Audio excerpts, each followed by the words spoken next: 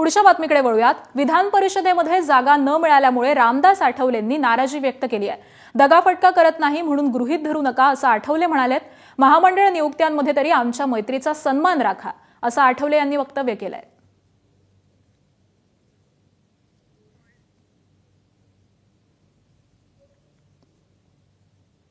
आपल्यासोबत मंत्री रामदास आठवले आहेत।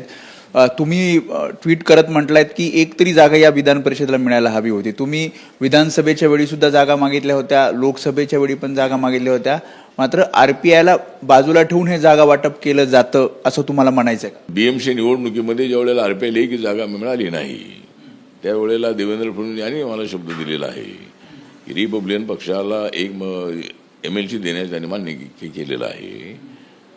आणि मागे ज्या 10 जागांच्या निवडणुका 10 MLCच्या आमदारातून त्यावेळेला एक जागा मला मिळेल अशी आम्हाला अपेक्षा होती। असं म्हणणं की शब्द पाळला नाही भाजपने? तर म्हणजे आता एकतर आता 17 जागा आहेत त्यामध्ये आम्ही मागणी केली नव्हती, कारण या लोकल बॉडीच्या इलेक्शनमध्ये आम्हाला निवडून येणं थोडं शक्य होतं, पण आमदारांच्या ह्याच्यामध्ये काही अडचण अजिबात नव्हती। आणि एकतर आता 5 ज्या राज्यपालांच्या नियुक्तीच्या जागा ज्या आहेत त्याच्यामध्ये आम्हाला एक जागा मिळावी, त्यानंतर आम्हाला 1-2 तरी महामंडळाची अध्यक्षपदे मिळावीत ही आमची अपेक्षा आहे। 40-50 तरी जर मेंबर आम्हाला मिळाले महामंडळाचे तर प्रत्येक जिल्ह्याला एका महामंडळ देता येऊ शकेल।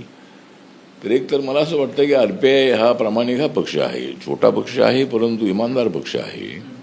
नरेंद्र मोदींच्या विकासाच्या या अजेंड्यावर आम्ही त्यांच्यासोबत अत्यंत ताकदीनं आहोत। नरेंद्र मोदीजी बाबासाहेबांचं संविधान मजबूत करण्याचा प्रयत्न करतात म्हणून आम्ही त्यांच्यासोबत आहोत। आणि त्यामुळं मला असं वाटतं की महाराष्ट्रामध्ये आमच्यावर कुठंतरी अन्याय होतोय अशा पद्धतीचं चित्र आहे।